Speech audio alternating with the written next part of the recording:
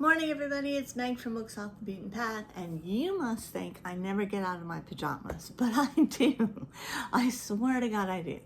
But I'm trying to do this before I go to church this morning, so I'm going to get this done. And instead of having, this is a book haul, so instead of having popcorn and a book haul, we're going to have coffee and a book haul. Cold coffee. And it's not iced either. So it's not supposed to be cold.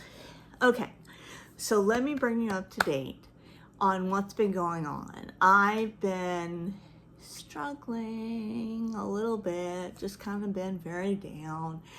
You know, the world, my mom, the whole thing. So yesterday was Saturday, and yesterday I decided to take a day off and surround myself with things I love. So I bought a new cross stitch pattern, which I'll show you, and I got a haircut, which is a little weird and layering for me. And I went to the library, and then I went to the used bookstore, and I just cleaned up. Now, it is spooky season, but that doesn't mean that that's all that I got. I got lots of different things, but some of them are particularly inclined for soupy season. Soupy is the same as spooky. Same. Okay, let's just cut to the chase and start with what I am reading now. And I may actually try to do a TBR. I may try to do that, I don't know, because all of these look really good. So, I'm reading now, and you probably guessed it. You probably already know what I'm reading now. It's such a classic. I'm reading The Paranormal Ranger. Yes, that's right. A Navajo Ranger in the search for the unexplained. But it's actually really good. I've learned a lot about the Navajo people, and some of his stories are just wild. He grew up in Okidoki, which is nice to have, there he is right there, which is nice to have that connection of, you know, a little bit of our superstitions and everything like that. But I live a very Navajo life, which I didn't realize that I did. See, the Navajos, the true Navajos, do not go out at night. They get up before the dawn, just as the dawn is rising, and they do their work and they eat their meals and everything like that. And the moment it gets dark, boom, they shut themselves in their houses, because the dark, the nighttime is no good. They don't like that. That's when the skinwalkers come out and the witches come out, and they just don't like it. So I live a very Navajo lifestyle, and I didn't even realize that. All right, so The Paranormal Ranger is coming along. It's a fun book, you know. It's a classic. I'm sure it's on all sorts of lists, but I'm enjoying it quite a bit. All right, let's just dive into, I have a big stack of books next to me, and I will indicate which ones I bought and which ones the library, and we'll go from there. This was a purchase. This is The Lilies of the Field, which is one of my all-time favorite movies. If you guys have never seen it, with Sidney Poitier, and it's wonderful. It's very heartwarming. It's about this guy who ends up building a church for a bunch of German nuns kind of in the middle of the desert. And it's just wonderful. It's a great book, not very long. Look how short it is. So I bought that one yesterday. Bought this one. Now this one had a little bit of a spooky feel to it, because I want to participate in Shakespeare, because I love Shakespeare, and I have really been longing to read something beautiful. Beautiful language, beautiful description, something beautiful. And not that Paranormal Ranger is not beautiful, but you know what I'm trying to say. So my all-time favorite play of the tragedies is Macbeth. I love Macbeth. When shall we three meet again in thunder, lightning, war, and rain? I read it in high school, we did it in high school, and I just loved it. So anyway, I got this little school version, and it's the one that I remember that has the footnotes and that kind of talk about, you know, that interpret the language for you and talk about what's going on. But here's the part that's really creepy. They had dozens of these. I mean, like dozens of Macbeths in this particular row on the bookshelf at the used bookstore. And I just grabbed one out, and look what's on the bottom. Can you see that? Guess whose birthday that is? That's my birthday. So I think I got the right book there.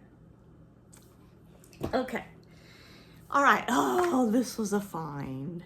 Oh my God. Twitch is coming over, and I just do not have the patience this morning. Okay, I'm back. So sorry about that. I had to do the laundry room trick for Twitch because I did not have the patience. We have too many books to get through before church this morning. All right. So that Shakespearean one was, you know, a little transcendental, I guess you would call it. So let's move on to the next one. This one I bought, and what a find. You know, I collect John Dickinson Carr, and I have 50 of his books or something like that. I don't have this one. I've never even heard of this one, and I'm so excited. Now, it's not a book. Well, it is a book, but I mean, it's a book of short stories. It's not one consistent novel. It's a book of short stories. And so I got that. I fell on that like a live freaking grenade. I couldn't believe I found that. And it's called The Third Bullet. And she looks to be in terrible shape. She's in her undies on a park bench, and I think that's blood. So she's not having a good day. But score for me. Okay, what's next? Oh, what's next, you ask? How about Victoria Holt, which I also have started collecting. Love Victoria Holt. This one, The Curse of the Kings. And let's see, let's get a copyright date on this. It's not that old, 1973. But Victoria Holt is in my Barbara Michaels, Mary Stuart kind of lane in the swimming pool. She's the suspenseful, romantic, gothic, and I love it. And this one takes place in Egypt, which I've always had a desire to go to and to go through the tombs and everything like that. So I love it. So I can't wait. Victoria Holt, The Curse of the Kings. And isn't that a beautiful cover? Can you see it? It's too shiny. Look, I'm all in your face now. Okay, rearing back. I got this one. I bought this one, and you know, I saw the movie years ago, and I liked it. I didn't love it. I liked it. And the reason I liked it was it took one of my, the reason I didn't love it was it took one of my all-time heroes and made him a little bit too ordinary, and that is The 7% Solution. And this is the one where Watson takes Sherlock Holmes to see Sigmund Freud to get him off cocaine. And I have read the stories and I know about his use of cocaine, but in this one he was really, really whacked out by it. And so I wasn't really crazy about the movie because I thought, well, you know, Sherlock Holmes is so cool and he's such a hero and I don't want to see him whacked out on cocaine. But as I grow older, I realize that everybody has mental health issues, even Sherlock. And so hopefully Sigmund Freud, well, I know what happens at the end because I saw the movie, but you know, 7% Solution, bought yesterday. Library book. Larry McMurtry has been all over YouTube lately. Everyone's been reading Lonesome Dove. I have no desire to read Lonesome Dove whatsoever. But this one is a series of essays. It's like a memoir about his crafting or creating this library of, I think he has, I'm trying to read back here. I don't know how many books he owns, but he has like this massive library. At the beginning it says, just give me a second.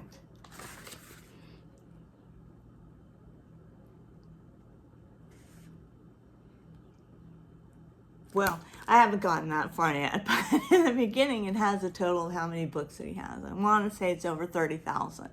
Now, I think there's a lot of booktubers out there who maybe could surpass that by now, but I just thought an essay, a bunch of essays about books and book buying and book finding would be a lot of fun. So yeah, got that one. It's called Books. Library. Now this is part of my spooky season one, because we all know how much my favorite spooky season story is The Legend of Sleepy Hollow. So I got this one, The Spell Book of Katrina Van Tassel, a story of Sleepy Hollow. And it's a bigger one. It's a bigger book, but come on, it's Sleepy Hollow.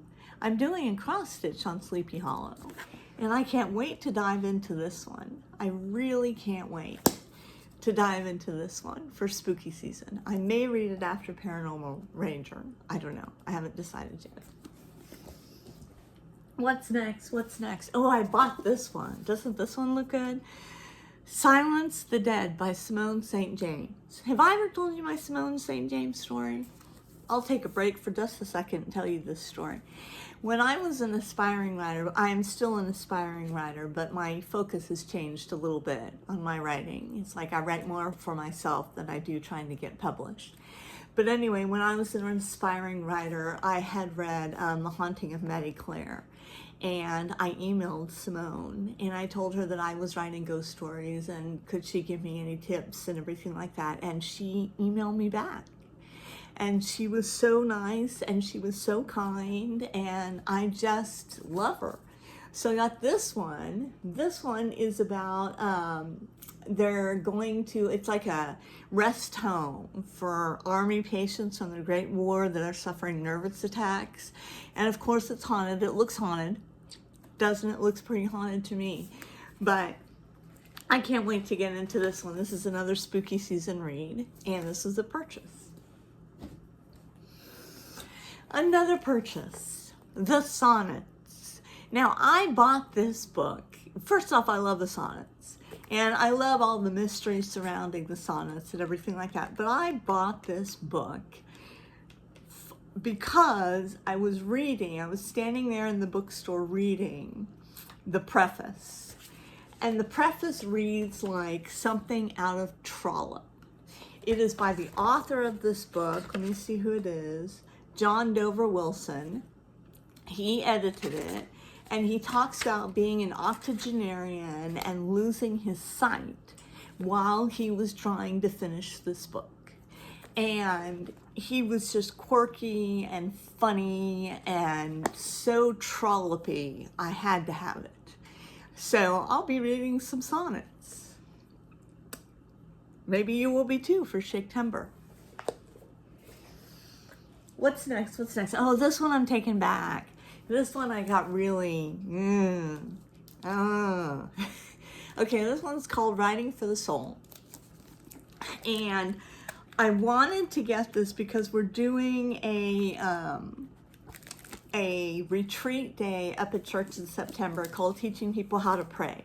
And we're going to have all these different little stations about how people pray from across cultures and everything. There's centering prayers, there's meditations, there's labyrinths, there's rosaries, there's praying in color where you do a lot of artwork and everything like that. And so I got this one because I thought,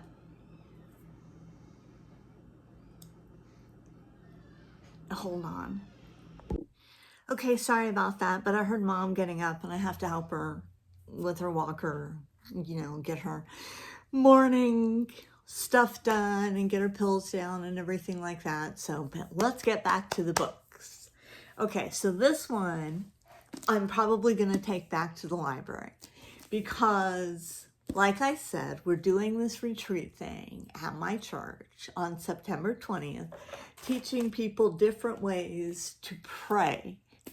And I thought this would kind of go right in there with writing, everything like that, writing your soul. But I was reading the introduction, and the man who wrote it is very honest about being a fundamentalist. And I do not like fundamentalists. And I feel like they are shut off from other ideas and other interpretations of the Bible, obviously, because they are fundamentalists. So this one I'm going to take back, because this one I don't think, I may read a couple of chapters and give it a try, because I myself would fall into that same widget of not being open to other religions and everything like that, other schools of thought, if I did give it a try. But I don't, excuse me, I don't have high hopes for this one. Okay. This one looks really good. Once There Were Wolves. This is a mystery from the library. It's a Scottish mystery. And it's about these two sisters who go to Scotland to reintroduce wolves into the Scottish landscape. And as they do, somebody gets murdered. And of course, everybody's blaming the wolves. But one of the sisters is convinced that it's not the wolves. Somebody else has to be responsible for the murder, which is probably pretty grisly. Probably pretty grisly. So if they thought it was done by a wolf.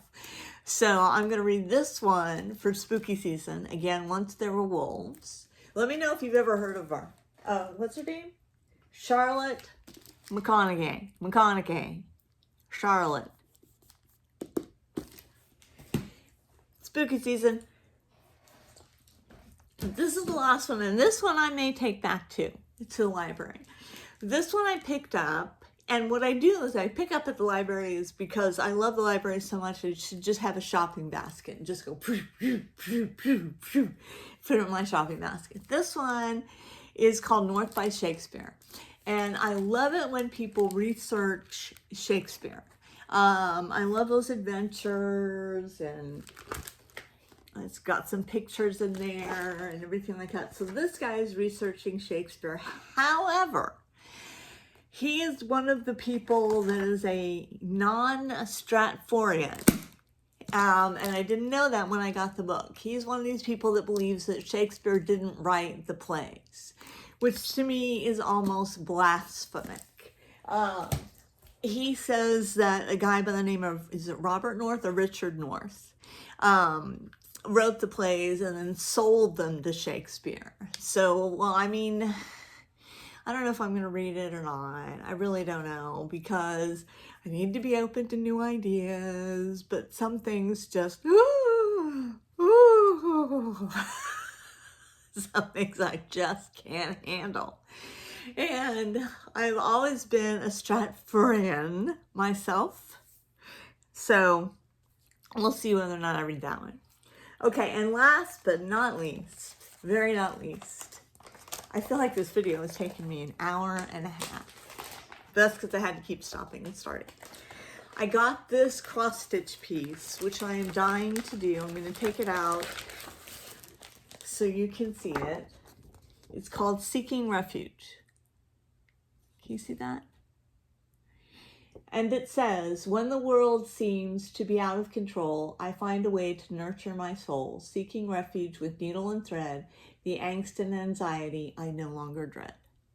Isn't that beautiful? Yes, I'm very excited to start this one. This one's going to be a good one.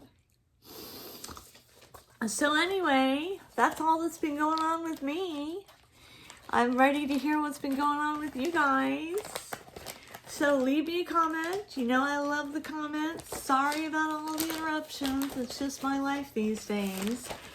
And let me know what you think about my books and my book haul and everything like that. And I will check you later.